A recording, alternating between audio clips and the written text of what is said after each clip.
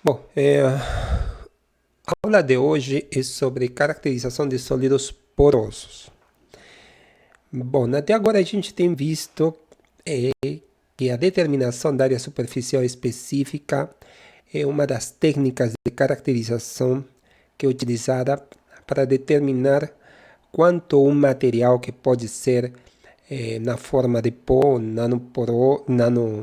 nanométrico, micrométrico, ou material poroso, eles apresentam como área superficial específica. E essa área é muito importante, já que muitos desses materiais são utilizados para fenômenos interfaciais.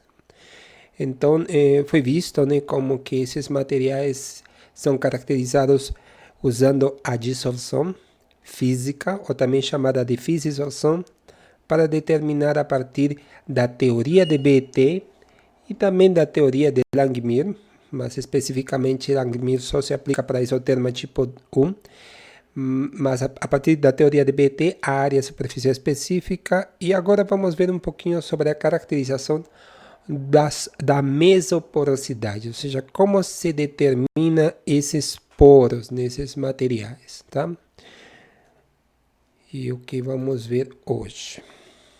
Bom, primeiro que nada, devemos lembrar do que foi falado em aulas anteriores, que existem materiais com três tamanhos de poros, né, classificados pelos seus tamanhos de poros em três tipos diferentes de materiais: os microporosos, os mesoporosos e os macroporosos.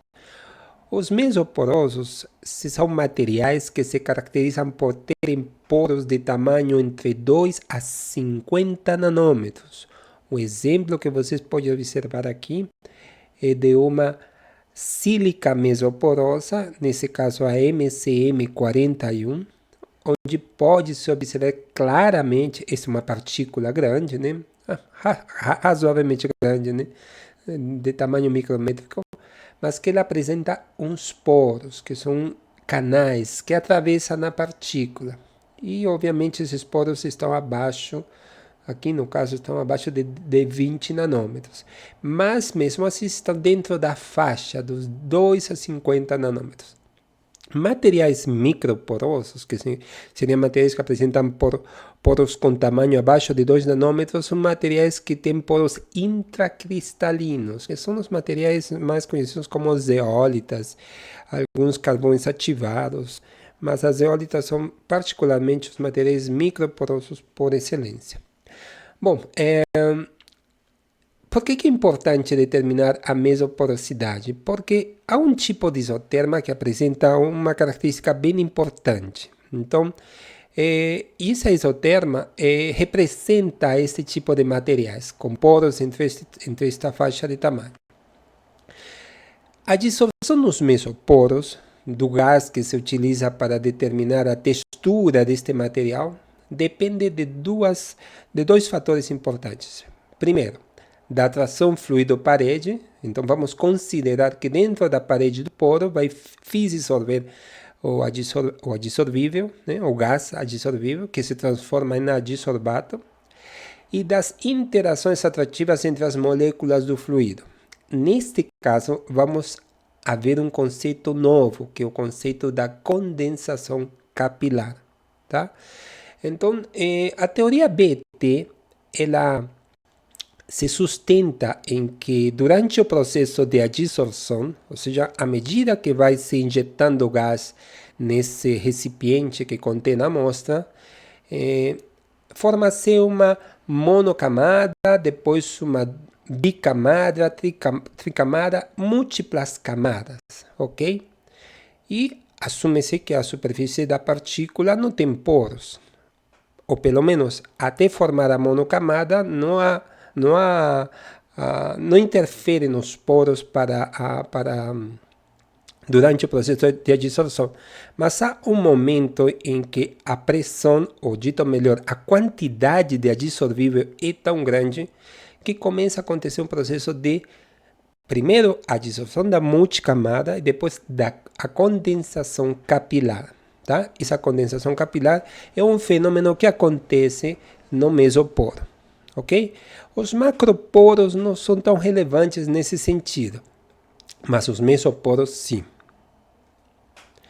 Então, o aluno deve lembrar que dentro da classificação das isotermas, quando vimos na aula número 2, nos deparamos com a isoterma tipo 4. Né? A isoterma tipo 4 é aquela que apresenta um aumento do volume adsorvido, uma inflexão da isoterma, depois um aumento não tão importante do volume adsorvido à medida que aumenta a pressão relativa, e em uma dada pressão relativa há um aumento abrupto do volume adsorvido.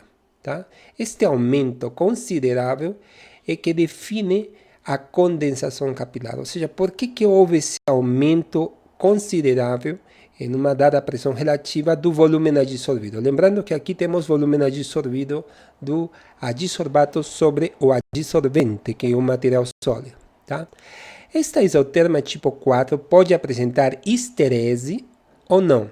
Histerese é quando a isoterma de desorção não passa pelo mesmo caminho que a isoterma de adsorção. Então, pode ser tanto do tipo 4A quanto do tipo 4B.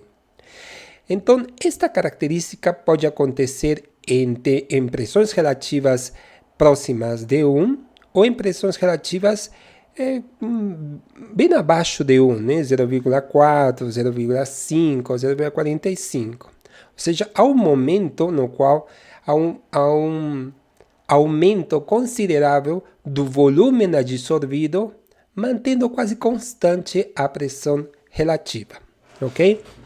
Bom, as isotermas tipo 4, que são características em materiais mesoporosos, ainda podem apresentar dois tipos de histerese, caso a isoterma de desorção não passe pelo mesmo lugar que a isoterma de adsorção.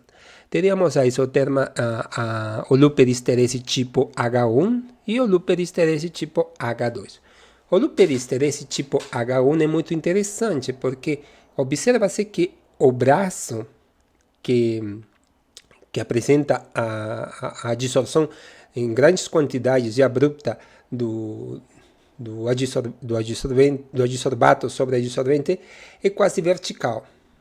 E o braço de desorção também é quase vertical e pode-se dizer que são quase até paralelos um com o outro. Tá? Mas é um loop, não passa, a isoterma de desorção não passa pelo mesmo caminho que a isoterma de adsorção. Já a isoterma com loop H2, com loop de histerese H2, não, ela apresenta um aumento não tão abrupto, se aumenta, digamos, constantemente o volume de adsorbato sobre adsorvente à medida que aumenta a pressão relativa até atingir praticamente a pressão de saturação, e a desorção se apresenta um braço onde uma parte tem um patamar e a outra parte é um braço vertical. Tá? Então, duas características bem interessantes.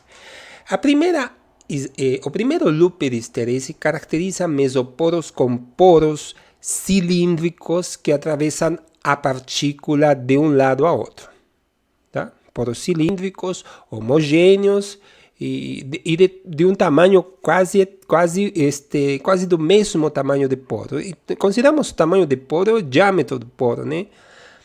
O poro pode ser cilíndrico, não, mas geralmente cilíndrico, mas é um tamanho bem uniforme.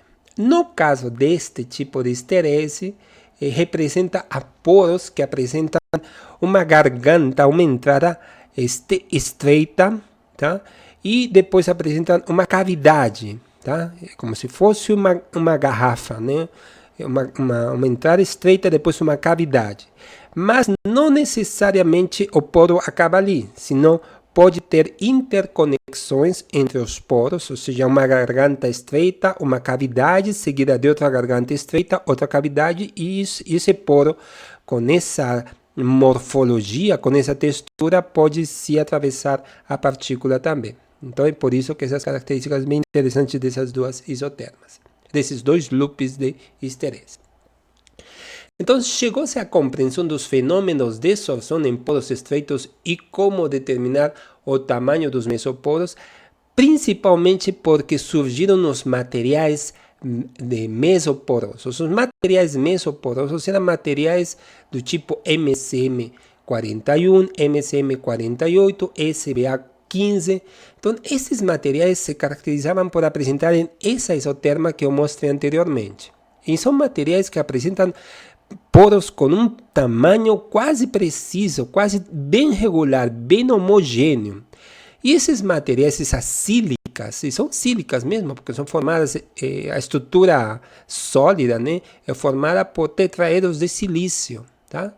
Então, como que surgem essas estruturas tão interessantes? Bom, surgem a partir da formação de micelas. Então, se utiliza polímeros ou macromoléculas poliméricas que numa dada concentração, elas primeiro formam micelas e depois formam varas, né?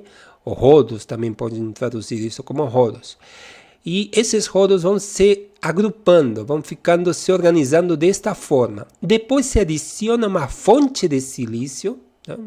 Geralmente é um composto orgânico também. Essa fonte de silício que é como se fosse um cimento que vai cobrir estas micelas por fora, e de forma que depois da síntese você vai ter uma estrutura sólida, tá? Onde as micelas fizeram um papel, digamos, de molde, né? Por cima delas se acumulou a matéria sólida, tá? Formada basicamente por tetraedros de silício, e que depois de retirar essas partículas, este material que ainda contém as micelas é passado por um tratamento térmico, geralmente uma calcinação até 500 graus, para eliminar as micelas, porque elas decompõem facilmente, e você obtém dessa forma um material mesoporoso altamente ordenado. Isso é muito interessante. Então, há vários materiais mesoporosos. Então, o interesse, a importância de tentar entender esses materiais é porque surgiram esses materiais com essas características mesoporosas e com isotermas do tipo com lupiristérese H1. Tá? E essas sílicas são muito utilizadas em processos de adsorção, em processos catalíticos, em processos de liberação de drogas, etc. Tá? Também se tornou importante, se tornou interessante o estudo dessas isotermas de materiais mesoporosos do tipo 4, né? Porque foram realizados experimentos mais cuidadosamente e foi possível reproduzir essas isotermas. Então, chegou a que tinha que se entender melhor esse fenômeno, ou seja, por que se formam essas isotermas e o que acontece. E principalmente depois, como é que determinamos o tamanho desses mesoporos, tá? E com isso veio também o desenvolvimento de métodos microscópicos, como a teoria funcional de densidade não local, ou métodos de simulação computacional, que ajudaram a ter um entendimento ainda melhor desse processo de formação de mesoporos e isotermas com essas características. Bom, surge a teoria de Frenkel-Hessel-Hill, de adsorção de multicamadas. Ela é muito importante porque ela permite, a partir dela, estabelecer os modelos matemáticos, né, para tentar identificar o que acontece durante a formação do mesoporo. Ou seja, o que acontece não durante a formação, o que acontece quando a isoterma atinge o mesoporo. Tá? Então, a fisisorção em temperaturas abaixo da temperatura crítica, já falamos que a temperatura crítica não é fundamental, porque abaixo dela se encontra o envelope de duas fases e a temperatura tem que estar abaixo dessa, por isso que a temperatura do nitrogênio líquido é a temperatura que se utiliza quando o gás adsorvível é o nitrogênio. Leva à dissolução de multicamada quando próxima da pressão de saturação. Então, aqui observamos a formação de uma isoterma. E é assim que acontece, né? O equipamento vai gerando ponto a ponto, lentamente, e vamos formando, preenchendo primeiro, se o material tem microporos, os microporos, tá? Depois quando se atinge um certo platô, não é um platô exatamente, né? Vemos que se forma, em tese, se formaria a monocamada, né? Já sabemos que essa monocamada não necessariamente tem que estar cobrindo todos os espaços vazios, todos os espaços desocupados da superfície, não? Ela pode estar ocupando até, formando a bicamada, tricamada, mas que a ideia é determinar a monocamada estatística, né? E com o aumento, esse aumento da pressão relativa indica um aumento na quantidade de gás injetado no sistema, tá? E o sistema é um reatorzinho, é um recipiente de vidro, onde se coloca a amostra, uma quantidade muito pequena da amostra. Então, e que obviamente antes de se injetar o gás adsorvível, se faz um vácuo nela, né? Já mostrei isso em uma aula, como acontece esse processo. Então, aumentando a pressão relativa, significa aumentar ainda a quantidade de gás.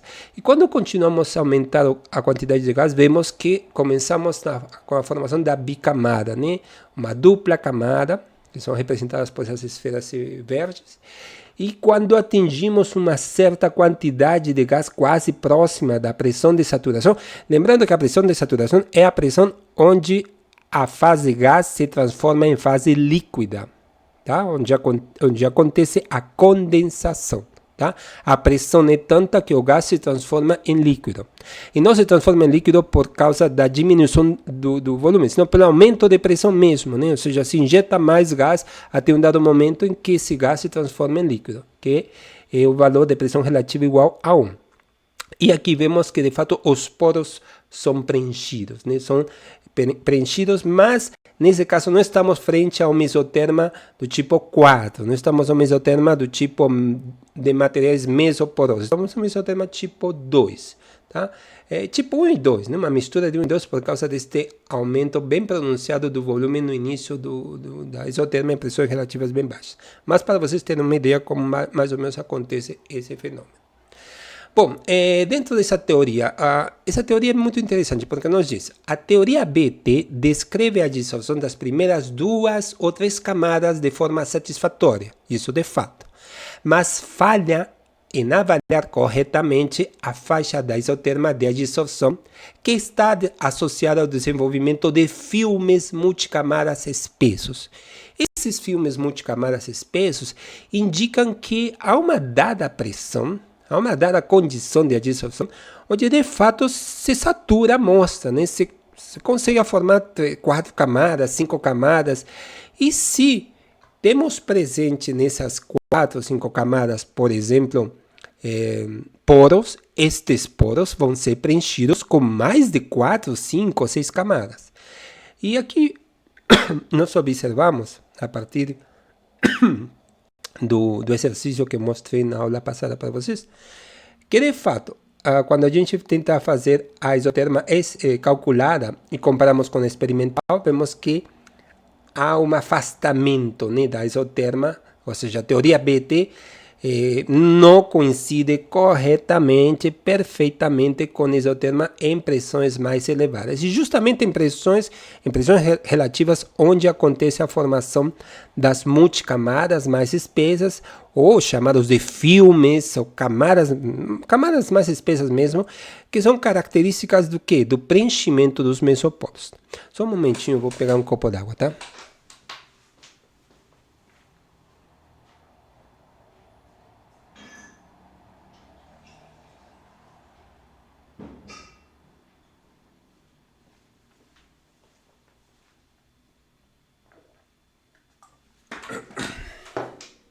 Bem, então aqui podemos observar que, de fato, a formação de uma bicamada acontece em pressões relativamente baixas, né? E até 3 camadas. A partir de aqui, ela se afasta porque provavelmente temos a formação de 4, 5 camadas de gás adsorvido sobre o adsorvente. E essa teoria BT, por isso, ela não consegue representar e se ajustar perfeitamente à isoterma. Ok? Bom, e por que é importante que sabermos o que acontece quando se formam multicamadas, né, acima das 3 camadas?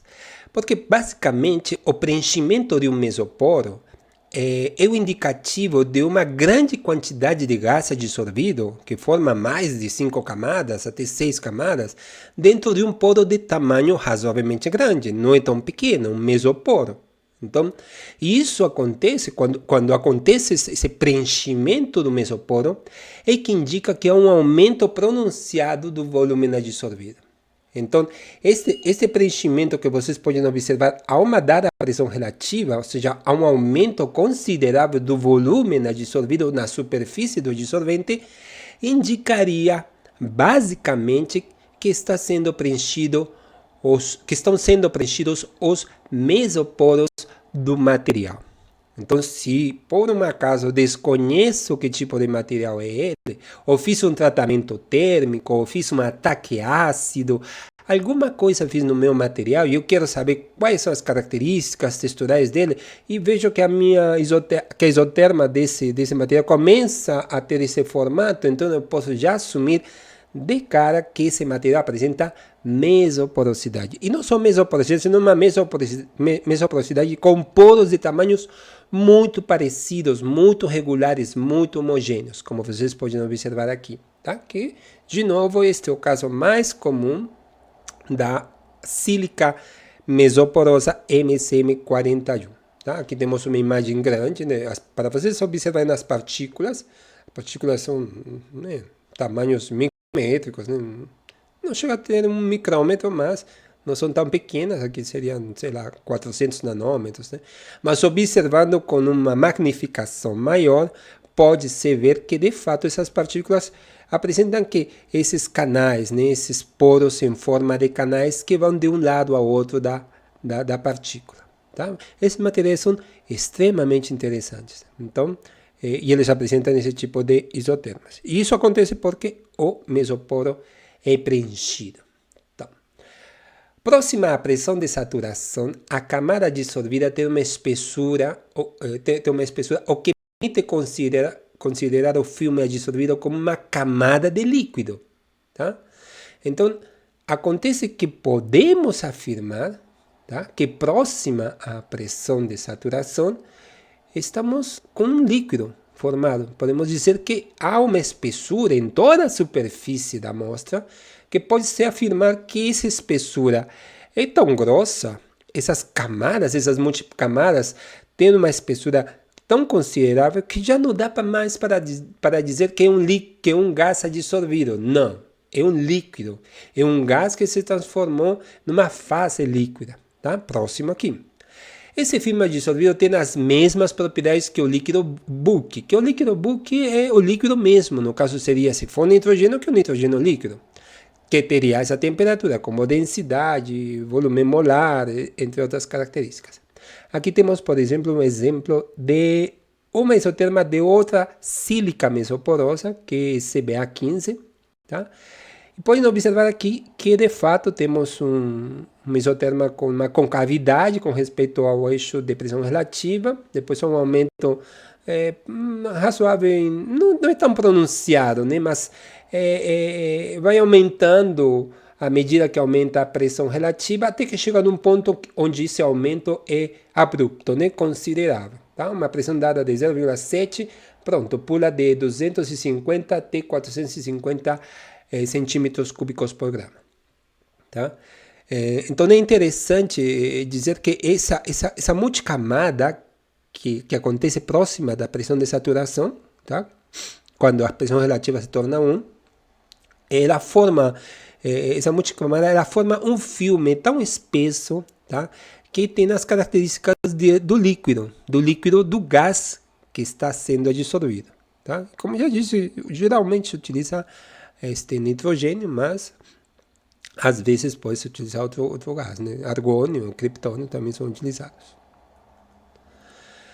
Bom, então, em que se sustenta essa teoria? Essa teoria se sustenta no seguinte: ela diz que a diferença de potencial químico, ou a variação do potencial químico, tá? Entre o filme líquido dissolvido, que é minha, de espessura Z igual a L, né? Uma espessura Z que é igual a L, que depois a gente vai ver que se transforma em T, tá? E o valor, tá? Em zero, tá? na coexistência gás líquido do fluido bulk é dado por essa expressão.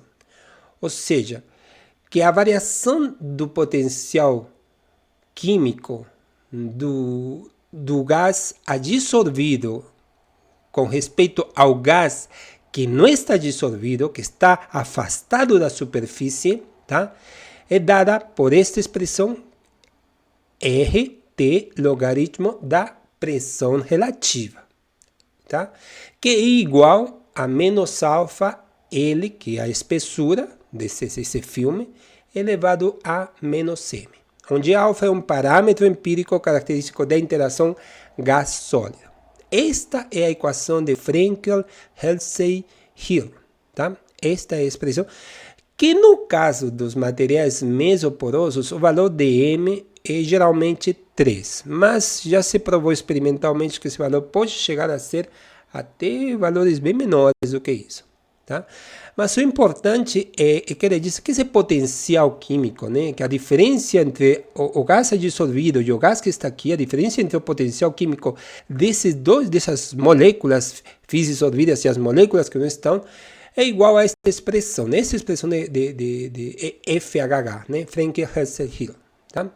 E que também ao mesmo tempo correlaciona, tá, com a constante dos gases, a temperatura e a pressão relativa, que são aspectos bem importantes quando a gente está lidando com isotermas de adsorção. Por quê? Porque a gente está formando um isoterma com aumento da pressão. E aumento da pressão é dada com a injeção de maior quantidade de gás adsorvível sobre a amostra, tá? E tem a temperatura onde acontece esse fenômeno. Então temos a parede de uma superfície sólida e as moléculas do gás bulk. Tá? O que significa que quando estamos próxima da superfície, então temos um potencial μA, ok? Quando estamos próxima da superfície.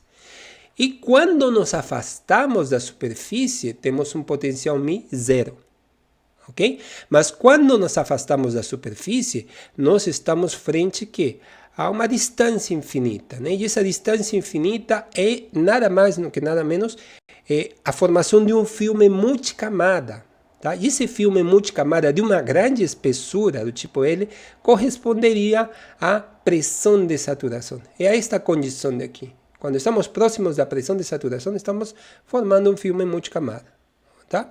Então, essa é a diferença de potencial químico de um filme adsorvido em função da distância, ou seja, a espessura do filme da superfície adsorvente, tá? Esta espessura dada, e da isoterma correspondente revelando a espessura do filme. Então, o volume adsorvido para P, para a pressão relativa, quando tende a 1, tá? Seria igual a esta diferença, né? Esse potencial que nunca atinge, que se aproxima bem longe, né? Que se afasta muito da superfície. Isto é Z, esta espessura do filme, e nesta espessura, longe da superfície, as moléculas do gás apresentam um potencial μ zero, ok? E perto da superfície, elas, quando estão fisisolvidas, formando uma monocamada, provavelmente, ela apresenta um potencial μ1. Então, à medida que vai se formando mais e mais camadas, essa diferença de potencial vai se tornando cada vez menor, ok? E, obviamente, quando esse potencial μ0 é igual a μ1, a pressão é igual à pressão de saturação. A pressão do sistema é igual à pressão de saturação, ok? Bom, a dissolução de multicamadas, condensação de poros e esterese. Na faixa de molhagem completa, um filme adsorvido multicamada é produzido nas paredes dos poros. E considera-se molhagem, ou seja, que a formação de tantas camadas de moléculas do adsorbato, sobre adsorvente, que ele não é mais bicamada, tricamada, não. Há muitas camadas que já é um filme multicamada, tá? Mas que, curiosamente, esse fenômeno é predominante quando temos um material com poros, porque acontece que dentro desses poros, esses filmes se tornam mais pronunciados. Então, talvez na superfície, fora dos poros, essa multicamada não aconteça tanto quanto acontece dentro dos poros. Então, para fluidos em contato com uma superfície plana, que é representada aqui pelo esquema, espera-se que a espessura L do filme adsorvido aumente sem limite, ou seja, ela aumenta, ela tende a zero quando a pressão relativa tende a 1, tá? Então, isto seria a espessura e acontece que se espera que ela se torne, ou seja, sature a superfície de todo esse material quando a pressão tende a 1. Isso a gente pode observar aqui, né? Nesta isoterma daqui. Nesse isoterma aqui. Então, assume-se que aqui a espessura tende a infinito, ou seja, quando está muito próxima da pressão de saturação. Aqui há uma quantidade bem saturada, ou seja, já não pode se chamar de bicamada, tricamada, não. Aqui a gente tenta calcular monocamada para determinar a área. Aqui a gente está frente a múltiplas camadas. E múltiplas camadas são definidas como um filme de espessura considerável, ok? E isso é definido por essa equação, né? Por a equação de FH, tá? Onde L, tá? É o parâmetro de interação fluido-parede, e este termo aqui resulta das interações de Van der Waals de longo alcance entre uma molécula de fluido e uma parede planar semi-infinita. Mas isso deve ser mais interessante quando estamos frente a um poro, né? Isso nos poros é mais importante. Nos poros, a espessura do filme não pode crescer ilimitadamente, corretamente. Na superfície planar ou semiplanar, ela sim pode crescer. Mas nos poros não, tá? A estabilidade deste filme é determinada pelas interações atrativas fluido-parede, pela tensão superficial e pela curvatura da interface líquido-vapor. Então, nesse caso, dentro dos poros, a variação do potencial químico vai se dar em função de μ menos μ de zero, tá? Entre o filme do tipo líquido adsorvido, que seria aquele que está em contato com a superfície, mas em multicamadas, tá? E o valor da coexistência gás líquido do fluido líquido, ou seja, aquelas moléculas que estão afastadas deste filme. Então, e com isso temos uma nova expressão, que é a variação do potencial químico é igual à variação do potencial químico em A, mais a variação do potencial químico em C. Para pequenas espessuras de filme, este primeiro termo, tá, está associado à dissolção multicamada é predominante. Tá? Este primeiro termo é predominante. E este primeiro termo é predominante e não corresponde nada mais nem nada menos que a equação FH, tá? Este primeiro termo, por quê? Porque temos um filme multicamada, mas uma dissolução multicamada que inicialmente é predominante. Você está se formando multicamada. Ok, até aí está tudo bem. Quando o filme adsorvido se torna mais espesso, mais grosso, mais camadas, o potencial de adsorção se tornará menos importante, ou seja, este termo se torna menos importante, porque devido à adsorção multicamada, tá?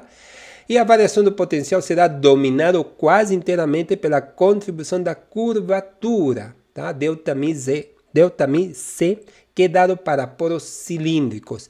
E então, quando estamos frente a um poro, então, esta variação do potencial químico está predominantemente definida, governada por este potencial, com essa contribuição da curvatura, que não é nada mais do que a tensão superficial sobre A vezes a variação da densidade.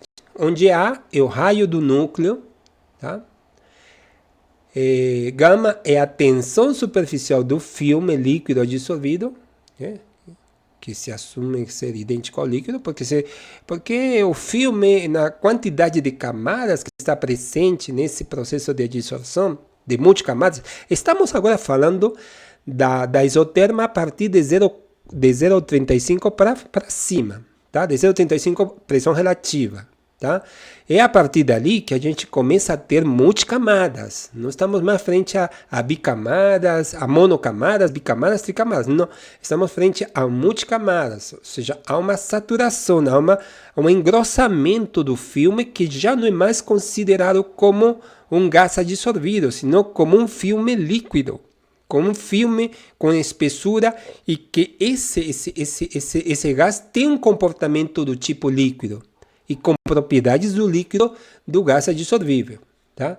E quando há uma quantidade muito grande disso, nesse filme se torna mais grosso, mais espesso, e o que acontece nos mesoporos, então isso é definido, então essa variação do potencial é predominantemente governada por este Δμc, que é igual à tensão superficial do líquido, ok? E a variação da densidade, a densidade do líquido, a densidade do gás, tá? Entre o filme líquido e a fase vapor, tá? Então estamos começando a entender que quando estamos frente à dissolução de várias camadas, não podemos chamar mais essas camadas de gás, elas têm um aspecto mais, assim, são consideradas como um filme com características do líquido, do adsorvível, do gás que está sendo utilizado, ok? E que essas camadas, quando são muito mais extensas, mais grossas, né? Quando mais espessas, né? Então elas estão diretamente relacionadas com características importantes do líquido, como tensão superficial, variação da densidade, o raio do núcleo do poro, né? Do poro em si, estamos falando do poro. Por que é importante definir esses aspectos? Bom, é importante definir esses aspectos porque nos permite identificar o que acontece no poro. Ou seja, por que a isoterma tipo 4 apresenta, numa determinada pressão relativa, um aumento consideravelmente grande e abrupto do volume do gás adsorvido. Então, por que acontece isso? Então, em uma espessura crítica, definida como LC, a condensação do poro ocorre no núcleo do poro. Considere o núcleo do poro como sendo a parte central do poro, ok? Controlado pelas forças intermoleculares do fluido no núcleo. Então, inicialmente, dizemos que o processo de adsorção sobre a superfície é dominada por quê? Pelas forças de interação fluido-sólido, ok? O gás e o sólido.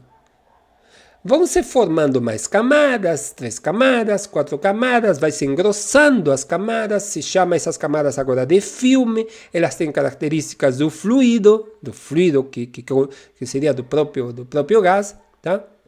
Mas, a partir disso, a formação dessas camadas internas dentro do núcleo, dentro da parte central, já não são mais governadas pela interação sólido-fluido. Porque o sólido já está muito afastado, então as próprias moléculas do gás, tá? Do gás adsorvível, vão interagir entre si para continuar a formar mais camadas, ou dito melhor, continuar a engrossar o filme formado dentro do poro, tá?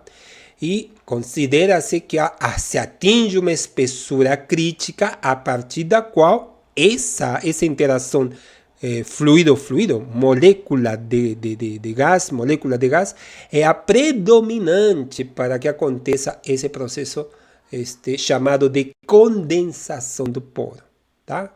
Porque já mencionamos que multicamadas não podem ser mais consideradas como gás adsorvido, senão elas são tão grossas, tão espessas, são multicamadas, acima de 5 ou 6 camadas, que elas de fato não podem ser mais um gás adsorvido, senão elas já têm características de um filme, uma camada líquida formada dentro disso.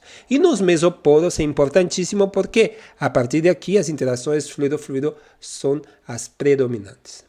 Então, a condensação de poros representa uma transição de fase de primeira ordem de um estado semelhante a gás para um estado semelhante a líquido, de fluido, de poro. Então, isso que acontece então dentro de um mesoporo. Acontece um fenômeno chamado de condensação capilar. Bom, a princípio, um filme que é formado por multicamadas com características do fluido, pode-se dizer que é uma condensação na superfície. Mas Mas quando acontece dentro do poro, é capilar, primeiro porque o poro tem um diâmetro muito pequeno. Estamos falando de diâmetros na faixa de 2 a 50 nanômetros, que é a faixa onde os materiais mesoporosos apresentam poros desse tamanho. Então, é um material, um poro capilar, de fato é capilar. E acontece que dentro desse poro, então, se forma, acontece a fisização, mas como um fenômeno de condensação. Dito de outra forma, então o gás dentro do poro tem características do fluido, tá? Do fluido, e que curiosamente não precisa ter atingido a pressão de saturação, que já mencionamos que quando se atinge a pressão de saturação, estamos frente à fase líquida, tá? Porque a pressão de saturação é quando a isoterma atinge que a curva de saturação do envelope de duas fases e se forma a primeira gota, né, que é chamada de ponto de orvalho, termodinamicamente falando. Mas aqui não é necessário chegar, e é por isso que a isoterma da MCM41, da SBA, a isoterma apresenta condensação capilar, esse aumento abrupto do volume dissolvido, em uma pressão relativa de 0,4, 0,7, que significa que não está suavemente longe ainda da pressão de saturação, que é igual a 1, né? Que quando a P é igual a P0, que é igual a 1. E acontece antes. E isso é favorecido por alguns fenômenos. Esse fenômeno é chamado condensação capilar. Ou seja, alguma coisa acontece aqui que não necessita se atingir uma pressão de saturação para que se forme um filme mais grosso, tá? Que preencha o poro completamente e que tenha o aspecto líquido, ou seja, é um líquido basicamente. E é um líquido mesmo, né? Pois é filme líquido das moléculas dissolvidas. E aqui temos as moléculas que estão afastadas, né? E que apresentam que um potencial μ0, né? Aqui seria um potencial μA. E assim por diante. Ok. Então, para enxergarmos melhor o que acontece nesse processo de fisização, né? Nessa isoterma de um mesoporo, então dizemos que temos o processo da isoterma, com uma isoterma tipo 4 primeiro, antes de mais nada, mencionar que esse isoterma é do tipo 4, que apresenta um aumento em uma dada pressão relativa do volume dissolvido bastante considerável, olha só, um volume bem alto, bem grande para uma dada pressão, e que apresenta, além disso, na desorção, um loop de esterese. Tá? Tudo bem. Tá? E vamos dividir esse isoterma em vários setores, né? Em várias regiões, né? De 0A até B, até C, até D, depois E, que já pega a isoterma de desorção, e depois F. Tá? O que acontece na ENA, como a gente já viu nas aulas passadas, já fizemos um exercício sobre isso, né? A conclusão da formação da monocamada. Então, quando se atinge essa inflexão, né? Essa inflexão, ou seja, não um aumento já considerável do volume dissolvido, sino um aumento mais tênue. À medida que se aumenta a pressão relativa, o aumento já é tênue. Aqui não. Aqui em uma faixa bem menor de pressão relativa, um aumento considerável do volume de gás dissolvido, e depois um aumento mais tênue, né? Então, aqui se atinge a monocamada, ENA, tá? Isso é válido para Langmuir e para BET, tanto faz. Uma ou outra, elas tentam determinar a monocamada aqui, tá? Em B, começa a dissolução da multicamada. Não estamos falando da bicamada, tricamada, porque a bicamada, tricamada, aqui se forma, segundo a teoria BT, se forma aqui, se acabou, pronto. Mas em B, estamos já aumentando a pressão. E o que significa aumentar a pressão relativa? Significa aumentar a pressão de P. O que significa aumentar a pressão de P? Significa aumentar a quantidade de gás injetado, a quantidade de gás que se coloca dentro do sistema. Então, começa a dissolução da multicamada. Pronto. Em C se atinge a espessura crítica do filme. Então, aquela espessura onde o gás já não dissolvido em multicamada já não pode ser mais considerado como um gás, senão como um filme multicamada com características do líquido do qual está formada o adsorvível. Tá? Em C acontece isso. Em D acontece a condensação capilar no núcleo do poro. É por isso que o aumento considerável do volume absorvido, tá? Porque os poros começam a ser preenchidos. Não estamos falando de um poro, senão de vários. Só que este modelo representa como um poro único. Um modelo de poro único porque estamos assumindo que o poro tem o mesmo tamanho, ou seja, todos os poros têm o mesmo tamanho, por isso poro único. Essa é uma assunção que se faz aqui, ok? E em D, condensação capilar, então C começa em D acontece a condensação capilar, aqui acaba, né? Se forma toda esta região, é a condensação capilar. Chegamos em D, em E, perdão, evaporação dos poros que ocorre por um menisco recuado, tá? Então, retornamos aqui, tá? Evaporação.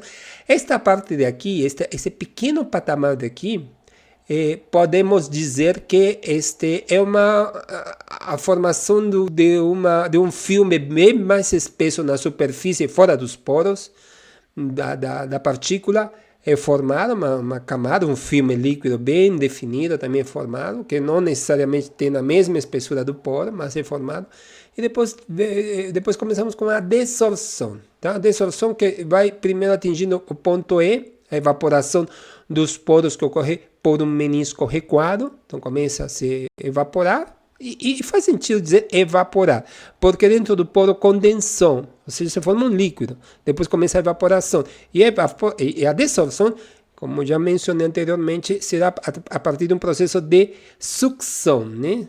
Assim como se injetou gás, nitrogênio, começa a se succionar, com uma bomba de vácuo, controladamente, a determinadas pressões, até atingir um determinado equilíbrio, se forma um ponto, outro ponto, e assim por diante, tá?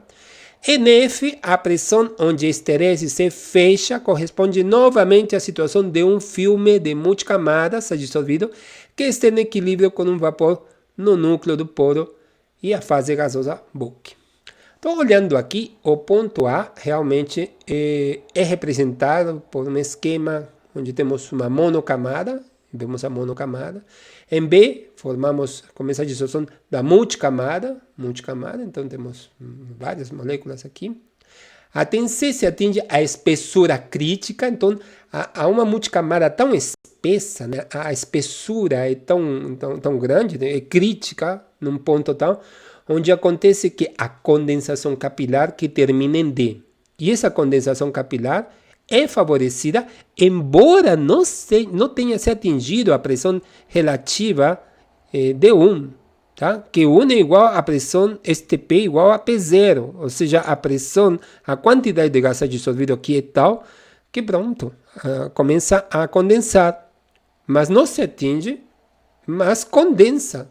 Então o poro é preenchido por condensação capilar, tá? Até porque o poro é tão fino que pode ser chamado de capilar, condensação capilar, e depois começa aqui a desorção, a evaporação, né? A partir do menisco, né? Esse menisco é bem importante porque ajuda a evaporar, obviamente, tá?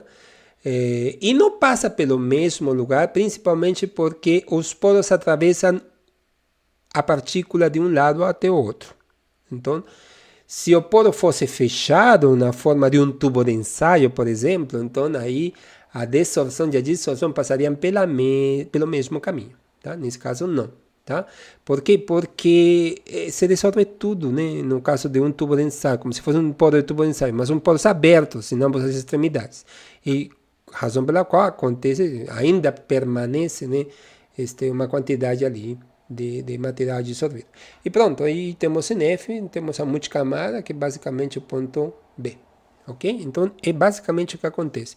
Então, a importância de entender a formação de um filme quando temos multicamadas e de uma espessura crítica, ou seja, há uma espessura, tantas moléculas de gás dissolvido, a espessura é tal que a partir dela, dentro do poro, acontece um novo fenômeno chamado de condensação capilar, é de extrema importância para entender este aumento pronunciado do volume de gás dissolvido numa pressão relativa menor que 1.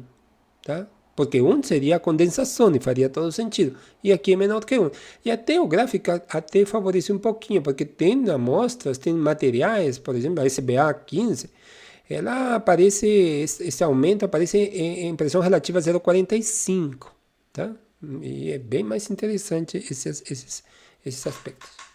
Bom, isso nos leva a entender melhor a condensação dos poros a partir de abordagens macroscópicas e termodinâmicas, utilizando a equação clássica de Kelvin. Se alguém já conhece esta equação, ela é dada em termodinâmica, em disciplinas de físico-química. Ela explica o porquê em capilares ou em estruturas tubulares em forma de capilar, tá? Então, é mais fácil um líquido condensar, tá? Porque a pressão de saturação se torna diferente, né? Não, é uma pressão de saturação menor, então é mais fácil condensar um líquido.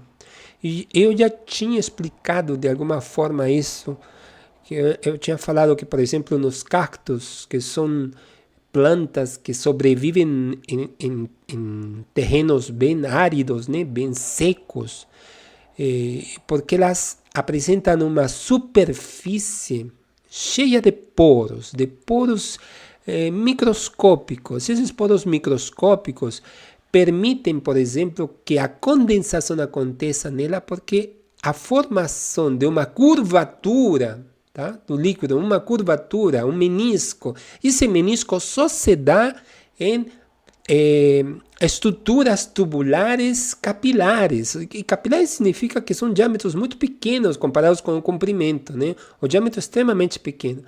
E essa formação desse menisco, né? Porque esse menisco que a gente está vendo de certa forma aqui, não é nada mais do que o efeito da tensão superficial, tá?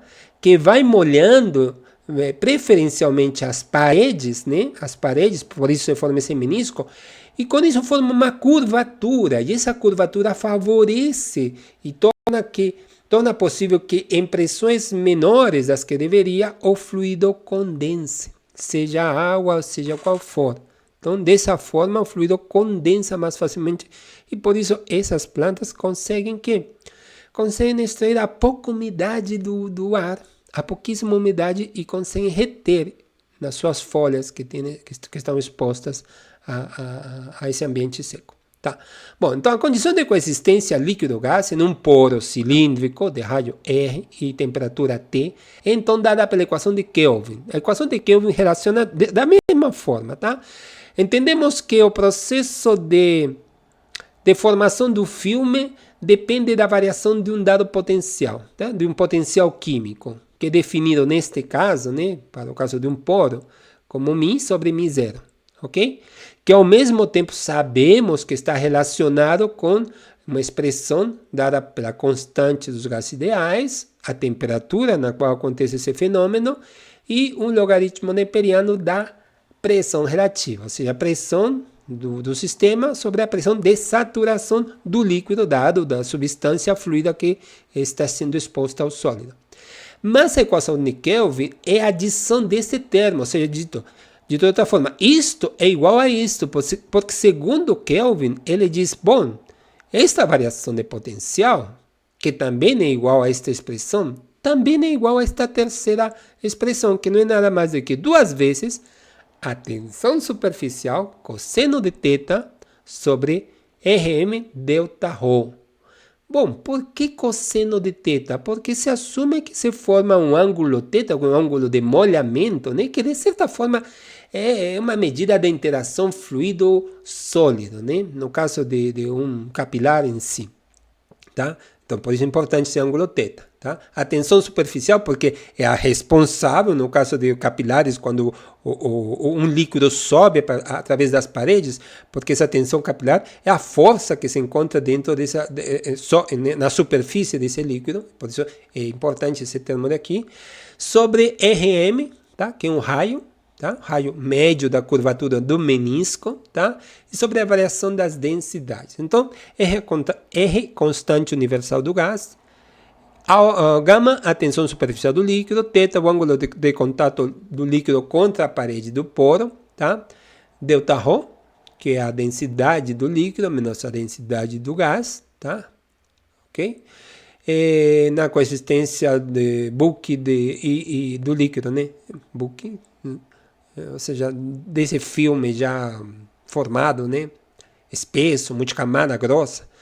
E ΔG é a densidade do gás, tá? Rádio médio, tá? Ortobárico, lembrando, relativo à densidade das fases de um sistema termodinâmico em equilíbrio. É um termo bem novo e diferente.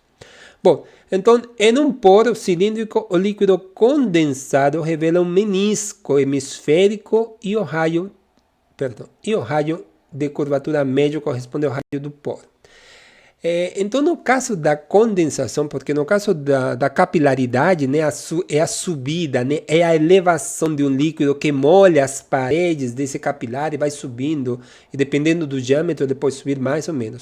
Mas estamos com um fenômeno diferente. Estamos agora com um fenômeno onde inicialmente forma-se que um filme de gás adsorvido que atinge uma espessura crítica chamada de LC, que depois vai mudar de nome, já vou avisando, atinge uma espessura crítica, tá? E a partir dessa espessura crítica, já não são mais predominantes as forças de interação entre a molécula do adsorvível e a superfície sólida, senão entre as próprias moléculas do adsorvível. Mas quando se atinge essa espessura LC, essa espessura crítica, tá? Estamos agora começa a acontecer o fenômeno da condensação capilar. Então, as moléculas entre si interagem, forma-se um menisco. Esse menisco, que faz esse menisco? Favorece, pela equação clássica de Kelvin, na condensação capilar. Então, este termo, de certa forma, explica que aconteça esse fenômeno de condensação capilar. E a principal característica é que haja a formação de um menisco. Então, se não tem formação do menisco, não se forma condensação capilar. Então, a característica predominante é que o poro, por ser tão fino, ele forma este fenômeno de capilaridade, né? Ou seja, a formação deste menisco, desta curvatura. E essa curvatura favorece muito que as moléculas vão preenchendo o poro, mantendo esse formato de curvatura até atingir o limite do poro. Tá? É por isso que aqui se mantém a pressão relativa, porque a pressão relativa não muda, e aumenta abruptamente o volume do adsorvível, que se torna adsorbado uma vez que está em contato com o sólido. Ok? Mas neste caso já não mais com o sólido em si, senão condensando dentro do poro. Onde RM é o raio médio da curvatura, ok? Desconsiderando a espessura crítica, e RP seria o raio do poro de verdade, né? Então, precisa se calcular a espessura crítica. Essa espessura crítica depois vai mudar de nome, tá? Só para vocês terem em mente. Então, na equação clássica de Kelvin, nos diz que no caso de adsorção de nitrogênio a 77 graus Kelvin, a 77 Kelvin, a densidade do gás é pequena em relação à densidade do líquido. E ρ de G pode ser expressado. Onde está ρ de G? Aqui. Tá? Nessa temperatura, esta densidade é tão pequena aqui, pode ser desconsiderada.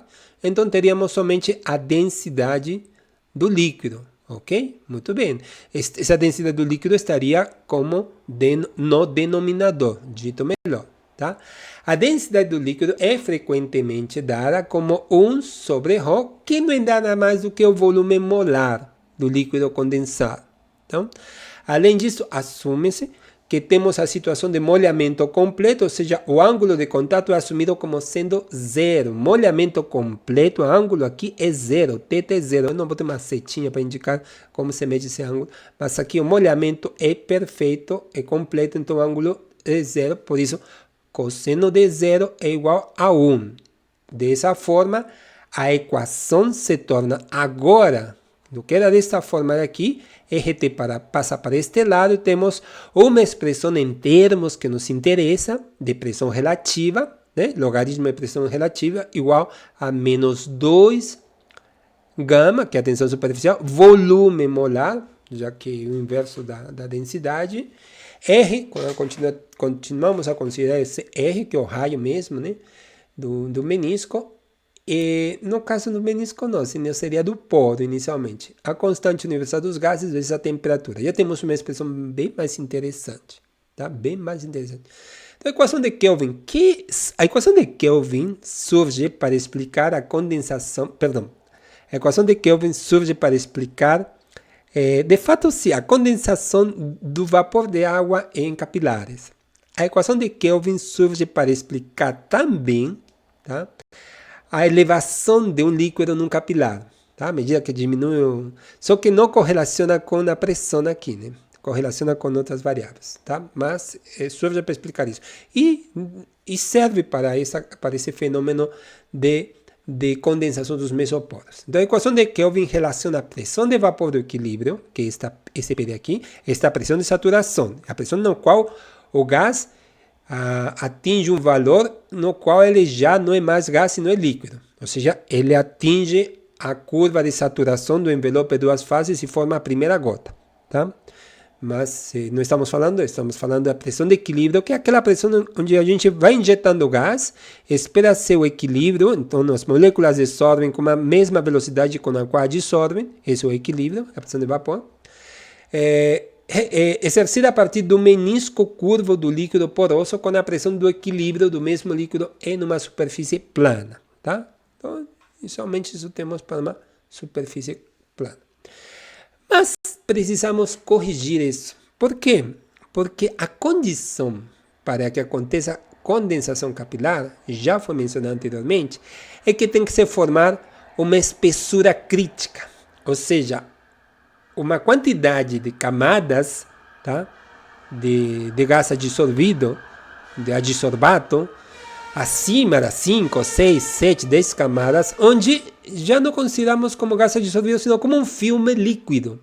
Só que esse filme líquido atinge uma espessura que é chamada de crítica, a partir da qual já não mais é relevante as forças de interação fluido-sólido, senão as forças de interação fluido-fluido. E por isso precisamos corrigir, modificar a equação de Kelvin. Então, a equação original de Kelvin não leva em consideração nenhum parâmetro de interação fluido-parede. É verdade. E, consequentemente, a não existência de um filme multicamadas adsorvido antes da condensação. Tá? Esta equação de Kelvin não leva em consideração isso. Acho que é um menos aqui está sobrando. Tudo bem? Esse RT seria aqui. Tá? Esse ΔH também, já vimos que se transforma em volume molar aqui em cima, mas estou chamando ela de novo do jeito que estava inicialmente. Então, levando-se em consideração que no caso de molhamento completo, as paredes dos poros são cobertas por um filme adsorvido multicamadas, no início da condensação dos poros, obtém-se a equação de filme modificada, que dará para poros cilíndricos por. Agora sim. Tá? Ainda vamos considerar esse ΔH, porque esse ΔH, tudo bem, sabemos que a densidade do gás é desprezível, fica a do líquido, depois se transforma em volume molar aqui em cima, o θ é zero e isso se torna 1. Ok. Mas o importante desta equação modificada é que temos agora RP menos TC. O que é RP? O raio do poro. Esse é o raio do poro. Tá? Mas vamos corrigir, por quê? Porque não podemos considerar mais o raio do poro, porque para ter condensação no mesoporo, temos que ter um filme com espessura crítica que chamamos de TC. TC descreve a espessura estatística crítica antes da condensação, que inicialmente, né, foi chamada de LC. E foi chamada inicialmente de LC pela teoria FHH. Ok? Então, a equação de Kelvin modificada serve como base para muitos métodos aplicados para análise do tamanho de poro de materiais mesoporosos, incluindo o método Barrett, Joyner e Halenda, o mais famoso e mundialmente conhecido por as pessoas que trabalham com essa técnica, como o método BJH. O método BJH nos permite fazer um gráfico da distribuição do tamanho de poros de um material, de um material sólido, utilizando a informação da isoterma. Tá? Utilizando a informação da isoterma. Tá? Assim como utilizamos a informação da isoterma de 0,05 até 0,35 para determinar a área da superfície, a área superficial específica, então o método BJH nos permite, ao aplicar a equação de Kelvin modificada, determinar a distribuição do tamanho de poros de uma forma muito legal, muito interessante. Ok? Bom, então vamos um pouquinho mais analisar esses mesoporos da vida, que são o motivo pelo qual estamos tentando extrair toda a informação que a isoterma nos dá. E por que estamos escolhendo os mesoporos? Porque a isoterma dos mesoporos, dos materiais mesoporosos, são bastante interessantes. São isotermas muito curiosas, assim, no mínimo atípicas, né? Não são isotermas onde você vai aumentando a pressão de equilíbrio e o volume adsorvido vai crescendo lentamente, né? Ou tenuemente. Né? Não, aqui acontece, num dado momento, um crescimento assim, abrupto, muito pronunciado do volume adsorvido. Então, alguma coisa aconteceu aí. O que aconteceu? Não sei, alguma coisa aconteceu. E muito vale a pena saber, entender esse fenômeno. Primeiro porque sabemos que existem matérias mesoporosas e sabemos que as matérias mesoporosas são responsáveis por esse tipo de isotermas. Então, alguma coisa é possível de definir ali. Então, se as sílicas mesoporosas são diversas, talvez eu consiga controlar o tamanho desses poros, o tamanho desses poros. Pois, porque vai que eu não quero um tamanho mesoporo de 10 nanômetros, eu quero um tamanho mesoporo de 40. O que eu faço? Bom, vou fazer algum tipo de revestimento nos mesoporos, algum processo durante a síntese para que esse mesoporo não tenha esse tamanho. Ok, posso fazer. Eu disse, por exemplo, que se utilizava copolímeros, né, macromoléculas para formar aquelas micelas e depois esses rodos de micelas. Se utilizar moléculas menores, eu posso controlar o tamanho do mesoporo? Sim. Mas e como vou ter certeza desse tamanho em si? Pela microscopia não dá. Não se confie muito pela microscopia, apesar que ela dá umas imagens muito interessantes, até elegantes, diria eu. Mas é somente a partir da distribuição do tamanho de poros que a isoterma nos fornece é que podemos, de fato, identificar a distribuição do tamanho de poros. Então, o estado e estabilidade termodinâmica de fluidos puros e mesoporos depende de quê? O estado, primeiro, da interação de forças fluido-parede e fluido-fluido. Claro, fluido-parede para a formação das primeiras camadas, multicamadas, e até aí. Formou filme com espessura crítica, chega, não mais. Dos efeitos do espaço confinado dentro dos poros, ou seja, aqui que efeitos acontecem? Interações fluido-fluido e principalmente, mais do que interações fluido-fluido que já estão embutidas na primeira, o fenômeno de condensação capilar, tá? Que é o que define de fato. O fenômeno mais proeminente observado nos mesoporos é a condensação capilar. E essa condensação capilar obedece à equação de Kelvin e que podemos modificá-la, tá? Introduzindo essa espessura do filme crítico e transformar em uma equação mais viável agora para nossos interesses. Mas ela obedece à equação de Kelvin direitinho. A condensação de poros ocorre num potencial químico μ menor que o valor de μ0 na coexistência gás líquido no fluido Boole. Então a condensação capilar acontece aqui embaixo, né? De fato, um valor μ e tudo mais.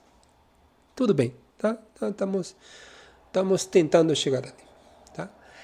A pressão relativa onde acontece essa condensação depende do diâmetro dos poros, que é o que eu estava falando para vocês. Então, se eu quero um poro de menor tamanho, eu vou ter, por exemplo, uma sílica mesoporosa MCM41, mas eu quero mudar, eu não quero que tenha esse poro, eu quero para os meus objetivos, tá?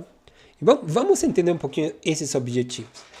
Vamos imaginar que eu estou querendo fazer uma coluna de adsorção para remover um tipo de poluente que tem um tamanho de molécula definido. Mas há outras substâncias dentro desse fluido que eu quero que permaneça. Só quero remover um tipo de tamanho de fluido. Então, eu posso fazer uma espécie de filtragem, né? Onde as moléculas grandes, de um tamanho assim, que não vão passar por um dado tamanho de poro e as moléculas menores vão passar. Então, isso eu posso fazer controlando o tamanho de poro de um material mesoporoso, como, por exemplo, uma sílica mesoporosa. Posso fazer isso. E como faço isso? Bom, isso não é motivo da disciplina, mas a ideia é como eu sei que mudei isso. E aqui podemos ver, temos três isotermas de uma sílica mesoporosa MCM41, tá? Onde temos que a dissolução foi feita em nitrogênio, 77 Kelvin, em sílica, em função do diâmetro de poro. Para A, o diâmetro de poro era 3,30, bom, foi 3,30, A, está daqui, são os quadrados pretos da dissolução e abertos, perdão, quadrados fechados à dissolução e quadrados abertos à dissolução, 3,30. AB, 3,66, temos os redondos, os círculos fechados à dissolução e abertos à dissolução, e os triângulos abertos e fechados seria para um valor maior de diâmetro. Então, consigo perceber aqui que interessante. Quando esse aumento no volume de dissolução, que foi definido como condensação capilar, este braço, tá? Este braço, essa parte da isoterma é chamada de condensação capilar, acontece em pressões relativas menores, indica que o poro é menor. Quando acontece em pressões relativas maiores, o poro vai aumentando de tamanho, tá? Então, interessante, porque me dá uma ideia bem clara de que eu iria esperar quando a isoterma for formada. E, bom, eu posso corroborar isto com a microscopia eletrônica de transmissão. Embora tenha que ser uma microscopia muito bem feita, provavelmente com microscópio de alta resolução e coisas desse tipo, que não é muito comum de se encontrar. E de um processamento digital de imagens para verificar de fato isso. Mas isto identifica bem melhor, tá? Define muito melhor. Então, a relação entre o tamanho de poros e a pressão relativa, onde ocorre a condensação capilar, pode ser descrita pela equação clássica de Kelvin e adicionaria aqui modificada, tá? Essa relação é descrita por isso que é importante a equação de Kelvin. E a equação de Kelvin é bem importante porque vem da teoria FHH, porque ela que nos diz que, olha, esse processo de formação de filme e condensação de multicamadas, ele é definido pela variação do potencial químico, e a variação do potencial químico obedece a uma expressão do tipo RT, logaritmo da pressão relativa, e que é igual a um termo alfa L elevado a menos m, onde L é uma espessura do filme. Então, estamos por aí. Tudo vem desse termo aí. Então, métodos baseados na equação de Kelvin. Então, o que fazemos com a equação de Kelvin? A gente vai ver que ela nos dá algumas coisas interessantes. Estudos de dissolução que levam a medidas de tamanho de poro e distribuição de tamanho de poro geralmente fazem uso da equação de Kelvin. Sabemos isso. A equação de Kelvin relaciona a pressão de vapor de equilíbrio de uma superfície curva, tá? A pressão de equilíbrio do mesmo líquido em uma superfície plana P0. Tá bom, a pressão de saturação mesma. Então, para um poro cilíndrico, a equação de Kelvin é dada por essa expressão. Já sabemos. Aqui já tiramos o cosseno de θ, porque assumimos que θ é igual a 0 e cosseno de 0 igual a 1, e que a densidade do gás é desprezível e fica a densidade do líquido, que se transforma em volume molar do líquido condensado. Temos gama, a tensão superficial, porque de fato acontece, é um líquido que está sendo condensado, está se formando, né? Um dado menisco, né?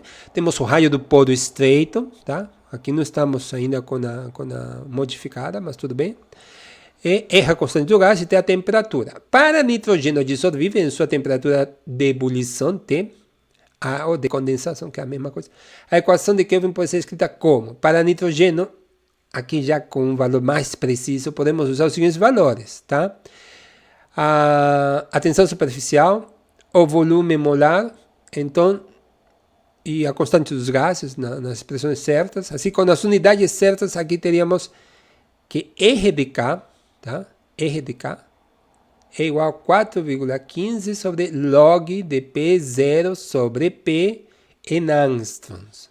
Se fosse nanômetros, seria 0,400 e 15, né? Mais ou menos.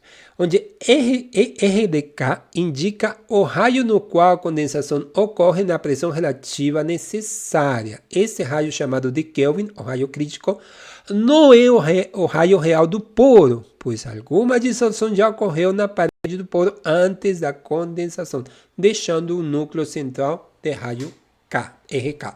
Tá? Então, há uma modificação aqui, tá? Para essas condições. Sabemos que esse raio não é não, porque ele indica que já teve um filme adsorvido. Tá?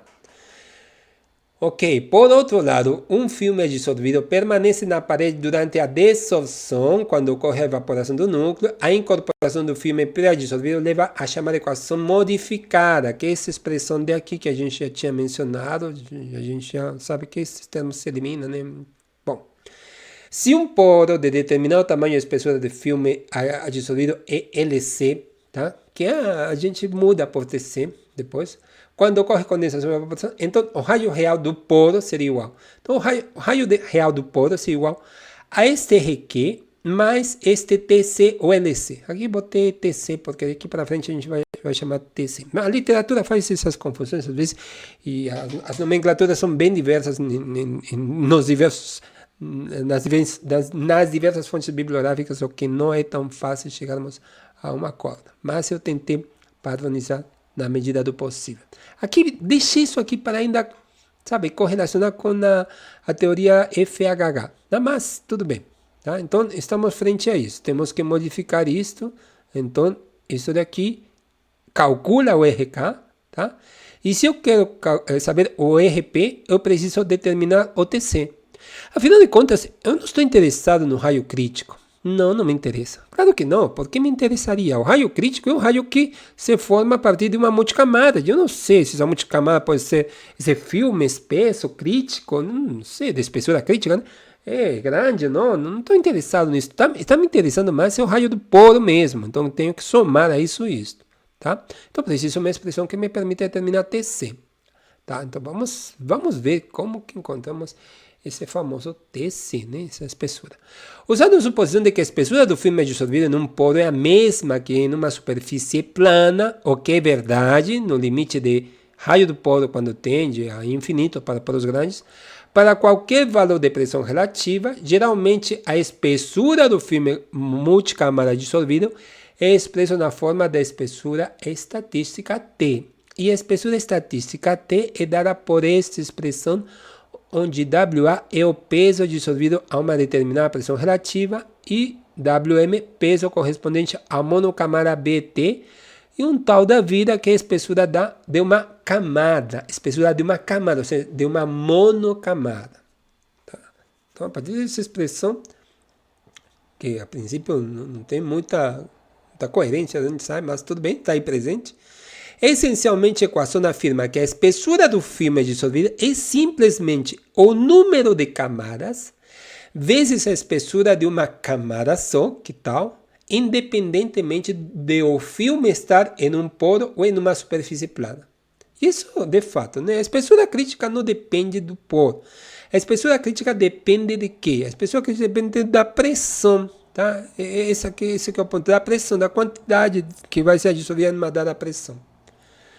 Então, o valor de tal pode ser calculado considerando essa área e ver o volume ocupado por um mol de nitrogênio se ele estivesse espalhado sobre uma superfície até uma profundidade de uma camada molecular. Então, eu sei que a área de exceção transversal é isso.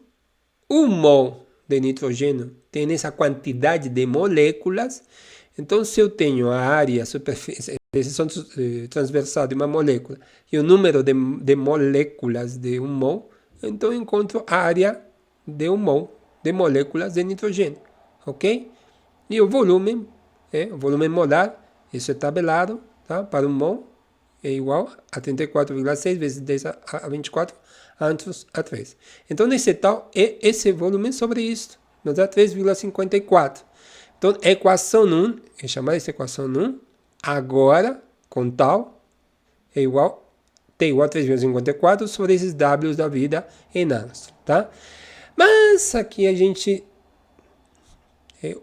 faz uso da equação de Hausen, tá? e transforma esta equação numa expressão mais viável para nós. Mais viável por quê? Porque precisamos de quê?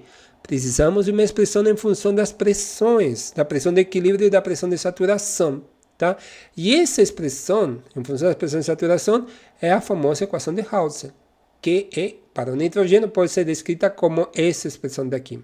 Bom, eu tentei encontrar o procedimento como se chega a essa expressão, mas não encontrei, não, infelizmente, não. De aqui, chegamos aqui, simplesmente, e temos uma expressão para o cálculo de T, tá? Da espessura, tá? Essa espessura que é importante, porque essa espessura vai vir aqui, tá? Crítica. Essa é a espessura que nos interessa, ok? Bom, então já temos algumas equações, já sabemos mais ou menos o que temos, mas vamos depois ver o que fazer com elas, tá? Porque elas são importantes. Se o isoterma de adsorção apresentar um platô distinto, como no caso dos isotermas 4 e 5, o volume específico total do poro é definido como o volume de líquido em uma determinada razão relativa pré-determinada. Tudo bem. O volume de poros, tá? Isso se eu quero saber o volume de poros total. Tá? O volume de poros total é igual ao peso, né? Quantidade adsorvida sobre a densidade do líquido em gramas. Tá? Isso pode ser identificado a partir da isoterma em si, né? Tá? Assumindo que não existe nenhuma superfície além das paredes internas dos poros, e que o poro é de geometria cilíndrica, o rádio médio dos poros R''P pode ser calculado a partir da razão entre o volume total de poros e a área de superfície BT. Então, esse é o raio médio. É não muito interessante, né? Mas tudo bem. Bom, agora eu vou mostrar alguns exemplos de para que serve tudo isto, né? Serve para isto, basicamente. Depois vamos ver como você chega aqui, né? Que essa é a parte mais interessante. Hoje não, provavelmente não. Não, com certeza não. Bom, análise de esterese. Bom, sabemos que temos a isoterma de dissolção, esterese tipo 1, isoterma tipo 4. Ok. Com as equações antes mencionadas, nós chegamos a uma distribuição do tamanho de poros, obtendo um gráfico de quê? De diâmetro de poros versus dV, variação do volume sobre a variação do diâmetro. Na verdade, seria a forma mais correta aqui de explicar. Aqui temos a dissorção de uma amostra de SBA 15 e a pergunta que surge aqui: uso do ramo de adsorção para o cálculo do tamanho de poros? Essa é uma pergunta bem interessante. Por quê? Porque temos os dois, né? Bom, aqui aconteceu a dissorção, aqui a desorção. Bom, aqui temos poros que atravessam a amostra de um lado para o outro, por isso que não passa pelo mesmo lugar, porque o menisco não se formou igual no processo de desorção, tá tudo bem. Mas qual eu utilizo? Qual vou utilizar? Bom, aqui eu tenho a distribuição com a dissorção são os quadrados. E a distribuição com a desorção são os círculos. A rigor, primeiro que me surpreende aqui, primeira coisa a ser observada, que aqui a distribuição é unimodal, ou seja, há um pico estreito, intenso e simétrico, principalmente para a dissorção, simétrico. O que indica que aqui os poros são quase todos do mesmo tamanho, são poros homogêneos, a amostra ótima, ok? E que o tamanho deles está em torno de 65 angstroms, 67, sei lá quanto está de 20 em 20, não dá para saber com certeza. Ok, isso para a curva da adsorção. Para a curva da desorção, esse tamanho não muda, tá? Só que diminui diminui o volume desorvido, né? O volume que sai. Mas isso não é muito relevante em termos. O que interessa mais é o valor no eixo X, que é o diâmetro do poro. Então, a princípio, aqui eu diria, bom, para poros homogêneos, como esses daqui, poros de tamanhos bem regulares, tanto faz a dissorção que a desorção. Tanto faz. Eu utilizaria a dissorção, porque a curva é bem simétrica, mas tanto faz as duas também. Né? Essa também é unimodal, um único pico. Bom, agora nos trasladamos para uma esterese um pouco mais próxima da pressão relativa igual a 1, tá? Mas também esterese do tipo H1, ou seja, poros homogêneos, poros cilíndricos, que atravessam a amostra, que atravessam a partícula. E de novo, desta vez, bom, observamos que, primeiro, os poros estão distribuídos em uma curva, né? um pico meio irregular. Geralmente aqui se faz um ajuste para suavizar a curva, porque os dados, às vezes, os dados dão essa cara mesmo, não tem jeito, é assim. Aí você fazendo um ajuste para suavizar a curva, e aqui você teria uma curva suavizada que representaria um pico só, em torno de 140 angstroms de diâmetro para os poros. E veja bem que não está muito espalhado, né? Ainda posso chamar isto de lorenziana, uma curva lorenziana. Esta também lorenziana, não é gaussiana. Gaussiana é quando ela é mais larga, né? Tá? Quando tem uma saia mais larga. Aqui não. Ainda posso chamar lorenziana. E curiosamente, quando o loop de histeresia está mais próximo de 1, os poros são maiores. Tá? Isso já parece ser uma definição, uma característica bem interessante. E tanto faz utilizar a de adsorção e de dissorção. Isso fica claro que quando o material é bem homogêneo, os poros são bem de tamanho controlado. Né? Esse no caso é vidro de poro controlado, né? Controlado, tamanho de poro bem regular mesmo. Tá? Bom, agora estamos frente a um isoterma do tipo com esterese H2. É um isoterma tipo 4 de novo, porque aumenta aqui o tamanho, o volume absorvido, só que a desorção aparece assim com esse braço vertical mesmo, esterese H2, tá? E assim, claramente aqui a gente observa assim, a dissorção é uma distribuição gaussiana larga, bem larga, tá? É quase unimodal, não sei se dá para dizer unimodal, se ajustar para suavizar a curva, não sei como ficaria. Mas a de dissolução aparece bem diferente, eu diria uma distribuição mais fina, ou seja, os poros são de um tamanho mais regular. Aqui não, aqui temos poros de vários tamanhos, de 50, 75, 80, 90, uma distribuição enorme, tá? E lembrando que tipo de poros são formados neste tipo de material. Bom, são poros com boca estreita e cavidades, né? Cavidades tipo esféricas, que são interconectados entre si por espaços estreitos, por gargalhos, que também são chamados na literatura, por gargalhos. Então, tipo garrafa, né? Tipo boca de garrafa, é chamado assim. Então, nesse caso, a literatura recomenda, porque os poros, de fato, eles não são assim, eles têm um tamanho mais definido, só que essa boca estreita acaba atrapalhando muito bem. Só que essa boca estreita atrapalha na hora da dissorção, mas não da dissorção. A dissorção acontece bem mais tranquilamente, então por isso é recomendável usar, nesse caso do isoterma, a distribuição de tamanho, a curva de distribuição de tamanho de poros da desorção. É a melhor e mais adequada para ser utilizada nesse tipo de material. Bom, agora finalmente estamos frente a uma isoterma bem diferente, bastante diferente. Aqui pode observar aqui, realmente, não há uma condensação capilar bem predominante, não há, não. Há um aumento somente, se há um filme que vai aumentando, muito provavelmente macroporos, tá? Assim, só ficou verificar aqui se estamos... Olha, este vidro não seria mesoporoso, né? Sim, né? Porque estamos falando de 2 a 50 nanômetros, que se transforma de 20 a 500 angstroms, então é mesoporoso. Aqui é mesoporoso também, tá?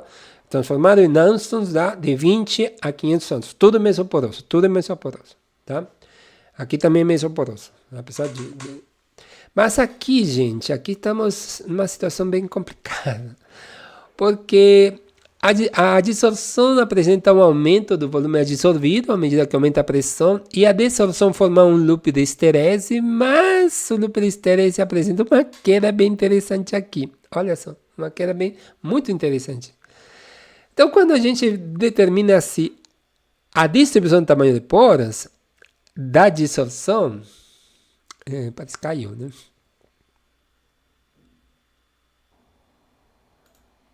Então, voltando a esse isotermo. Então, a isoterma de adsorção nos dá uma distribuição de tamanho de poros enorme, né? Bem irregular, ou seja, poros de vários tamanhos aqui. Não dá para dizer, esses poros são uniformes. Não são mesmo, tá? Não são de jeito nenhum, tá? É um catalisador de alumina desordenado, tá? Tudo bem? E a desorção nos daria também essa distribuição bem alongada, a não ser por esse fenômeno daqui. E esse fenômeno daqui indica que uma evaporação violenta, uma evaporação rápida, aconteceu alguma coisa ali, liberou totalmente os gases, o adsorbato, né, da superfície, tá? Então, não dá para utilizar a de desorção, de fato não dá. Este tipo de amostra não dá para se considerar, olha, a distribuição de tamanho de poros, não, a distribuição de tamanho de poros não me dá nenhuma informação mesmo. Os poros são bem distribuídos assim, acima dos 500 angstroms. Então, essas são as peculiaridades que a gente tem que ter. Tem que observar. Então, a distribuição de tamanho de poros é bem interessante de ser observada, porque ela nos permite, de fato, identificar qual é o tamanho dos poros. Aqui não, a gente não sabe, né, muito, e a de desorção não. Esse é um fenômeno, é um artefato, não tem por que ser considerado a de desorção, não é um indicativo, não, tem poros e tamanho. Não, não é não mesmo. Não é isso. Aconteceu algum evento específico no processo de desorção que produziu essa evaporação bem importante. Ok?